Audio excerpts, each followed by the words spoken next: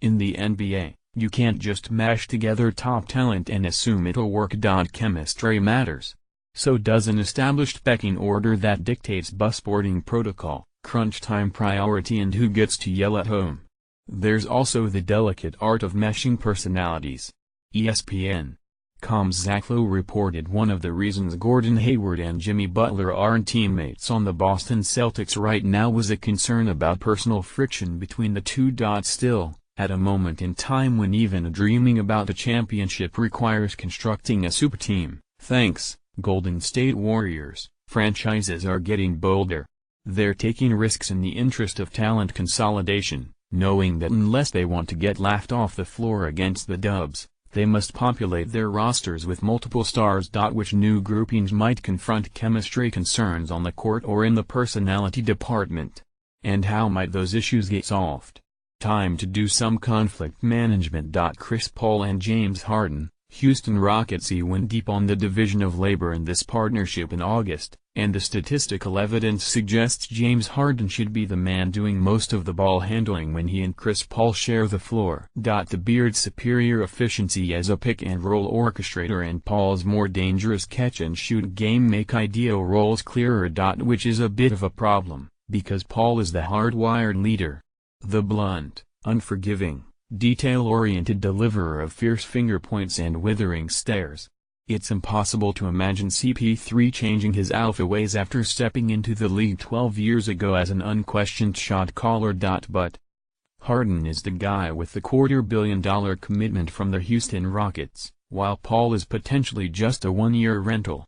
It's not hard to figure out who the organization will side with in the event of friction. Ultimately, the power dynamics should play out this way. Harden will actually hold the most sway in this pairing because he'll control the offense and because he's the franchise's much bigger investment. But, ideally, Paul should be allowed to act the part of on-court leader, largely because he may not function any other way. As far as the actual basketball these two will have to play, there's almost zero reason to worry. Houston's approach isn't complicated. If Harden runs a pick and roll and can't find an open three or a layup, he can whip it to Paul on the weak side, who can then attack a scrambling defense or wait for his own screen, at which point the attack starts all over again. Both can shoot, facilitate and score.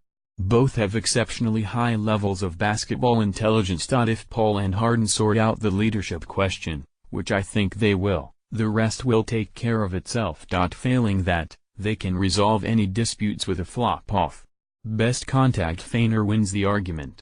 Russell Westbrook and Paul George, Oklahoma City Thunder. No knock on Paul George, probably a top 15 player in the league, but he's no Kevin Durant. KD's personal goals, which contributed to his departure, are worth acknowledging.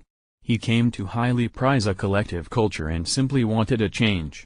But if Russell Westbrook couldn't appease KD by widening his tunnel vision and playing within a system, why should we expect him to do it for George?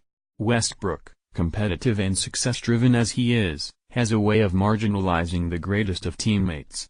His one-man show, which hit a new level last season, has yet to produce significant success or maximize surrounding talent. Fortunately, George, though not on Durant's level as an overall talent, may be better equipped than most stars for the challenge of fitting alongside Westbrook. Here's Rob Mahoney of Sports Illustrated. George is a star who doesn't dominate the ball.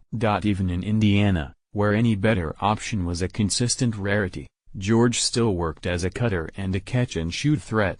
His total time of possession, 3.1 minutes per game, was comparable to that of Austin Rivers or Tyler Johnson, despite George averaging significantly more minutes than either.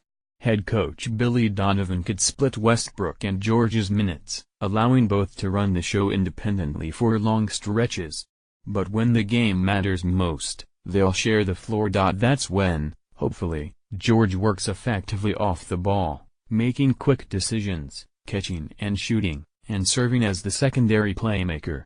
Fingers crossed that Westbrook actually looks for him once in a while. The stakes here are difficult to overstate. George is a free agent next summer, and Westbrook can hit the market simultaneously if he doesn't sign an extension before the 2017-18 season. If the pairing works, maybe OKC keeps its elite 1-2 punch for the next half-decade. If it doesn't, the Thunder will find themselves starting over. Kyrie Irving and Brad Stevens. Boston Celtics. Kyrie Irving won't necessarily clash with